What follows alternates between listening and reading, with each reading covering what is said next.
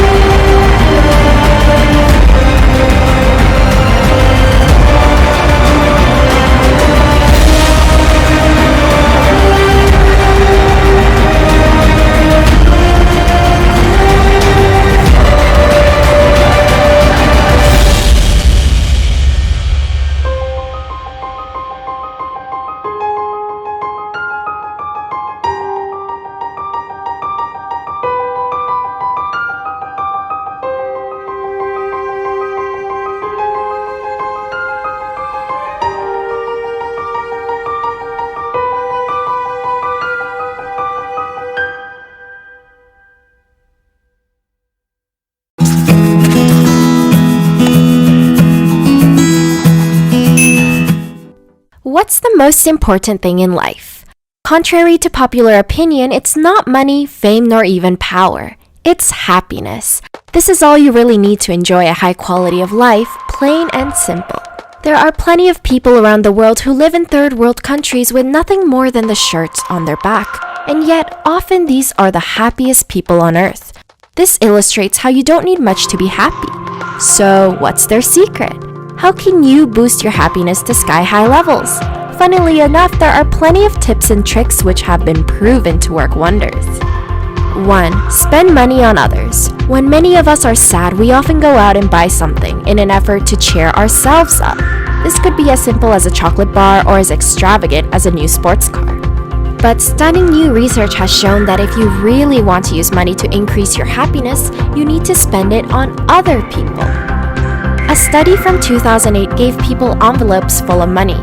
Half were instructed to spend it on themselves, while the other half were instructed to donate the money to charity or buy a gift for a friend. Individuals who spent money on others reported much higher levels of happiness.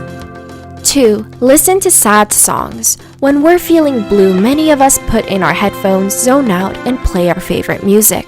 But before you choose the happiest songs on your playlist, you might want to listen to this.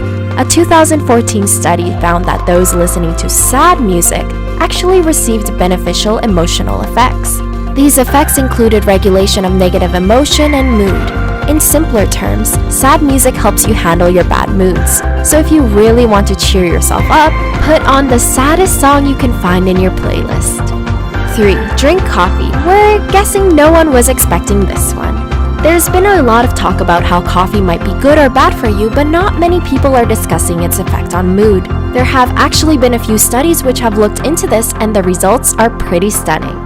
One of the most interesting studies was published in 2016, and it found that 1 cup of coffee per day equated to an 8% decrease in the risk for depression, up to a limit of 500 milligrams of caffeine per day. Why is coffee so good at fighting off depression? Researchers aren't 100% sure, but they think it might have to do something with antioxidants and anti-inflammatories present in coffee, as well as its link to dopamine production. 4. Meditation. Of all the things we're listing here, meditation probably has the most conclusive science to back it up.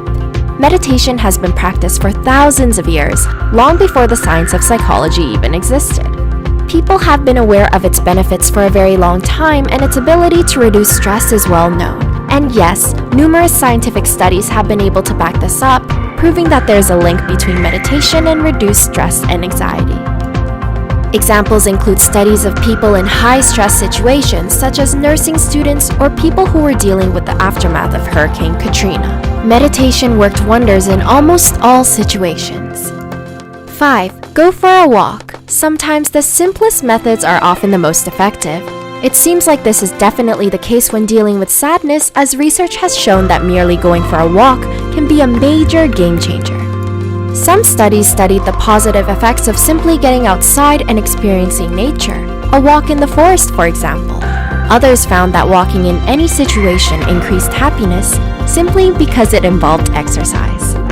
But wherever you choose to stroll, going for a walk seems to be a really good idea to cheer yourself up. 6. Get your feelings off of your chest.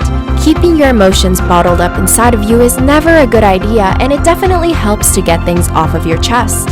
Have you ever felt that massive feeling of relief when you confess your fears and worries? It really does work wonders, and science seems to confirm this. One recent study looked at how recording a negative emotional experience can actually help calm our nerves and helps us deal with our worries. Those who were writing about their emotional experiences were much more calm and relaxed than those who were writing about other subjects. As you can see, the cold and calculating laboratories of science can actually teach us a lot about how to warm up our hearts and cheer ourselves up. Who knows, maybe you'll find yourself using one of these methods one day. Please subscribe to join our community of Psych2Goers. Thanks so much for watching!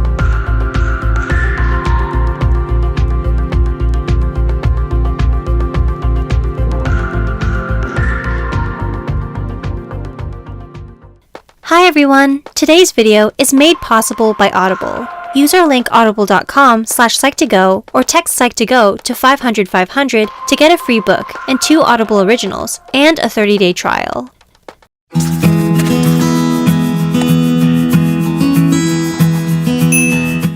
Hey Psych2Goers, welcome back to our channel.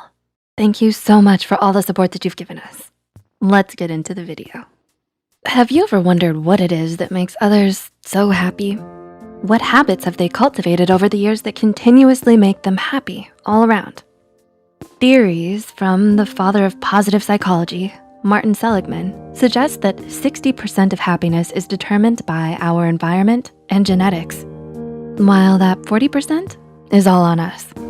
It's important to know we can't be happy all the time. Otherwise, there'd be no such thing as happiness. It'd just be normal and constant, and we wouldn't be able to tell what happiness was. According to a study published in PLOS 1, the most frequent human emotion is joy, followed by love and anxiety. People experience positive emotions 2.5 times more often than negative emotions, but also experience positive and negative emotions simultaneously, relatively frequently. If joy can be frequent in others, maybe we can develop some habits that make happiness a frequent emotion in us as well. You should never give up on happiness. So, to help you on your journey to joy, here are 10 helpful habits of happy people. Number 1, accept the positives in life. We often look past what is good in our lives and focus on the negative. We ruminate on the worst scenarios when instead we should always imagine what good can come from a situation. A good habit is to accept and acknowledge what you value and what makes you lucky. There are more things you're grateful for than you think. Number 2, don't fake a smile. Have you ever forced a smile and then felt emotionally drained from acting out an emotion you don't really feel? Some of us have jobs that require us to act in a certain way or smile all day. But when you can, it's better to smile only when you feel something positive. A study published in the Academy of Management journal revealed faking a smile when you feel a negative emotion can likely worsen your mood. Number 3, hold on to your passions. If you have free time, do what makes you happy. What do you enjoy? If you've had a long day and you just wanna sit back and enjoy watching your favorite film or playing your favorite video game, this can relieve some of the pressure and leave you happy. If you want happiness to last the next day or week, leave some room for your passions as well. If you have a skill you can improve and love doing, you'll only see growth and better results through time and practice. And you'll enjoy it now and in the long run. Number 4, be around people you genuinely enjoy and love. Spend time with people who make you happy and remind you of what's worth living for. Go ahead and consider if there's someone in your life who makes you feel unhappy all the time. It's best to keep the healthy relationships you genuinely enjoy. Studies have shown that people are indeed happiest when around other happy people. So gravitate towards that joyful person in your life. Ask them to hang out, invite them over, chat with them online. It may just improve your joy as well. Number 5, give back. Volunteer work has been found to improve mental health as well as physical health.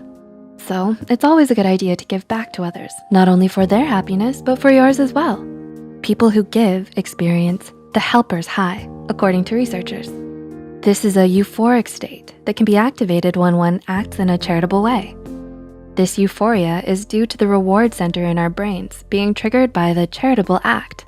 It's very similar to a drug-induced high. Number 6, enjoy simplicity. Think about the little moments in your life that make you smile. Simple pleasures, nothing too big. Can you think of them? Go ahead, I'm waiting. Yeah, you got one? Why do you think you have this tiny experience stored in your memory vault? Because it's the simple moments we often enjoy without realizing. We're often happiness when we don't realize we're feeling happy. So take pleasure in the simple moments in life. Pouring a fresh cup of coffee, sitting out on your porch, reading a good book.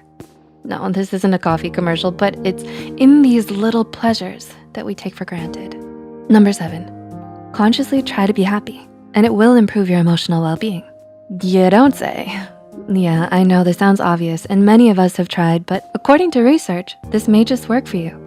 2 studies published in the Journal of Positive Psychology found those who actively tried to feel happier during their study reported positive moods at the highest level out of the subjects. Number 8, find purpose in your life. What is the meaning of life? What does it all mean? The purpose of life isn't what you should be entirely focused on. Instead, you should explore what your purpose in life is. Happy people are driven by their purpose. This is something they decide, and it's something that makes them happy. The possibilities are endless. What do you enjoy? How can you incorporate that into your purpose of life? Number 9, practice resilience. You may be thinking the opposite of depression is happiness, but not according to psychologist Peter Kramer. Kramer suggests resilience is the opposite of depression, not happiness. The truth is, even the happiest of people have faced hardships, and worries and struggles still exist for them. Everyone is bound to fall into the hole of sadness every now and then, but the happiest people foster resilience and climb out of that hole despite how deep it may seem. Be prepared for struggles, but be prepared to fight back, no matter what. And number 10, they value real conversations. Cut the chit chat. Let us talk about something real. What feelings do we want to express? What are we holding back? What makes us excited, passionate, happy? Talk about these things. One of the top 5 regrets of those dying is that they wish they'd had the courage to express their feelings throughout their life. A study published in Psychological Science further shows this habit is a must. Researchers found that individuals who take part in substantive conversation, as opposed to small talk and unimportant topics, had more feelings of satisfaction. So when you're feeling gloomy about the weather, it's not because it's raining. It's because you're talking about the weather. When in doubt, the meaning of life is always a great conversation starter. So, which habits will you practice? How will you implement them into your daily life? Share with us and the many Psych2Goers in the comments down below. It may seem difficult now, but as quoted by one of the greatest films of all time, happiness is just a teardrop away. No, good old Shrek 2. Now that makes me happy. If you found this video helpful, don't forget to click the like button and share this video with someone who might need a little happiness. Subscribe to Psych2Go and hit the notification bell icon for more content like this. And as always, thanks so much for watching.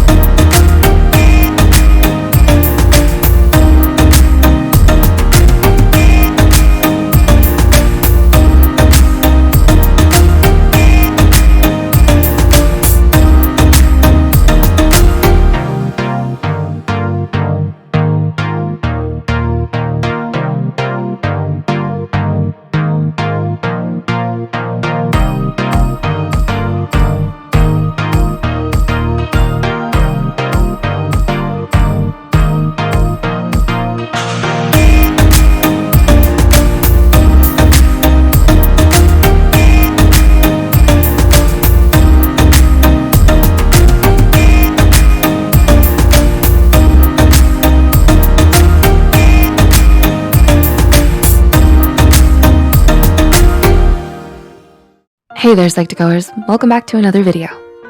How happy are you right now? Are you someone who struggles to find motivation and joy in your daily life, but can't figure out why? What many people don't realize is that there are many small habits in your mindset and behaviors that can make you unhappy. If you learn what makes you dissatisfied, you can tailor your life to avoid these habits. So with that in mind, here are 10 things you do that make you unhappy without knowing. Number 1, ignoring yourself. Are you someone who wears yourself out? Do you prioritize other people over what you truly want? Whether you dismiss your wants and needs, ignore self-care, or invalidate your emotions, you may actually be hurting yourself and your happiness. Working to tune into who you are as a person and what you want will help your motivation and sense of balance. Finding some time to self-reflect upon who you are, how you're doing, and your desires might be a great first step. Number 2, trying to control everything around you. Do you constantly try to control your surroundings? You may expect people to act a certain way or always expect things to go the way you planned. However, trying to control everything around you will likely end up harming you in the long run. Life is so unpredictable and chaotic that it's impossible to expect things to happen a certain way. It's important to stay flexible and open-minded to new opportunities. That way, you can adapt to many different types of situations. Number 3, seeking validation from outside sources. Do you often compare yourself to others? Do you use metrics such as grades or work performance to validate your self-worth? While it's hard not to, seeking validation from outside sources can make you unhappy. Realize that you're the only one who determines your worth, not friends, family, grades, accomplishments, or any other external factors. You don't have to worry about pleasing everyone or always being perfect and can focus on being happy and living the way you want. Number 4, spending too much time regretting and not enough time learning. Are you someone who always thinks about your mistakes, replaying them over and over while speculating what could have been? While it is extremely difficult to overcome your regrets, the past cannot be changed. The only thing you can do is learn from your previous mistakes and do your best to move forward. Spending too much time regretting not only weighs you down, but also prohibits you from gaining life experience and knowledge. Instead, try to learn from your mistakes and use them as opportunities to change your present and your future. Number 5, neglecting personal relationships. When was the last time you talked to your friends? Do you find yourself canceling plans instead of going out? It may be hard to find time to meet up with people because life gets in the way, but it's important to stay connected. Humans are social creatures, and even introverts need some social contact.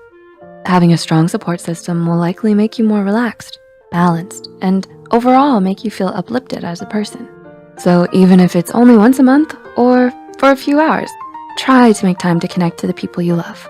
Number 6, surrounding yourself with negativity. Are you a glass half empty or a glass half full type of person? Do you find yourself surrounded by people who bring you down? While complaining is certainly a good way to vent from time to time, constant negativity can make you more unhappy. When you complain, you're giving your problems and inconveniences more power, allowing them to linger in your mind and further ruin your day.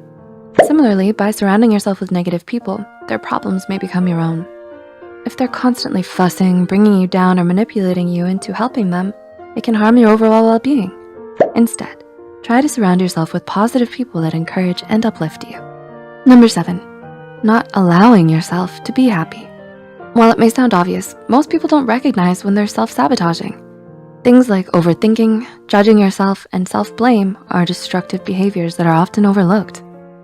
Sometimes these behaviors have deeper roots, such as unhealed trauma, recent crisis, or burnout that causes you to subconsciously avoid happiness. You might think you don't deserve joy or that you need to do better. These types of problems are generally best addressed through therapy or another means of professional support. So don't be afraid to reach out. It doesn't make you weak, inferior, or crazy. Number 8, overthinking. How often do you stay up at night replaying various worst-case scenarios and embarrassing interactions you've had? While the tendency to overthink is human, doing this too much will only make you more stressed. Try to remember that at the end of the day, no one will remember or care about that one time you made a mistake in class or said the wrong thing. Try to look at an embarrassing situation as something to laugh about in the future. That way, you're not weighed down by overanalyzing yourself. You can then use that time to focus on what really matters. Number 9, fantasizing too much. Do you find yourself scrolling through social media wishing your life was like someone else's? Do you use phrases like, when I grow up, or in a few years? While it may sound cheesy, there really is no better time to take action than the present. If you always fantasize about the future, you may end up pretending more than taking action. Try not to use social media to set unrealistic expectations for yourself. Instead, try to put your plans into action. And number 10, being a perfectionist. Do you have to make sure everything is just right? You never settle for less and would rather give up than make something that is subpar? It's wonderful to have strong attention to detail and the ability to work hard. However, when taken too far, it can end up hindering your progress. You may end up obsessing over everything and burning yourself out. It can be easy to lose motivation and become discouraged when things don't turn out the way they should. But it's important to set that aside and learn from your mistakes. Allowing yourself to fail and learn will allow you to grow. Being able to see your progress over time will be much more rewarding than giving up early. It can be easy to fall into a cycle that neglects your personal needs. Sometimes you may do these things without even knowing. However, taking steps to improve your situation and get into a better mindset will help improve your well-being. Do you relate to any of these things? If so, which ones? What changes are you thinking of making? As always, please reach out to a qualified professional if you're struggling with your mental health to get back on track. Also, feel free to leave a comment with your experiences down below. Be sure to like this video and share it with anyone you feel will benefit from it. And make sure to subscribe to Psych2Go and turn on the notifications to keep up with our uploads. Thanks for watching and stay tuned for the next video. Take care.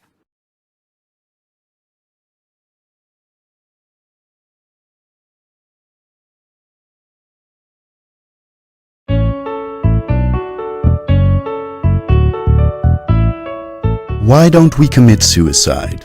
Why do we get up in the morning? What is the meaning of life? Questions that we need to answer at some point in our lives, professionally or personally. The Japanese concept of ikigai answers these questions by finding our reason for being. What is ikigai and how can we use its lessons to find meaning and happiness? Ikigai is the happiness of always being busy, both professionally and in our day-to-day. It is the passion and talent we have that gives meaning to our days and drives us to share the best of ourselves with the world. When looking for our professional ikigai, we can ask ourselves 4 questions. What do we love? What are we good at? What does the world need? And what can we be paid for? Ikigai is found at the intersection of these 4 questions, where passion, mission, vocation, and profession meet. The characteristics of everyday ikigai are finding flow in everything we do and remaining active, taking it slow and not worrying, cultivating good habits including good nutrition, nurturing good friendships, living an unhurried life and exercising daily, being optimistic and smiling, reconnecting with nature, giving thanks and having resilience, cherishing wabi-sabi or the imperfection of life, and living by ichigo ichie, the knowledge that this moment exists only now and won't come again. By finding our professional ikigai and living according to its characteristics in our day-to-day, we can lead meaningful and fulfilling lives. On the Japanese island of Okinawa, people live among the longest in the world. Their secret? Living according to ikigai and thereby constantly maintaining their happiness.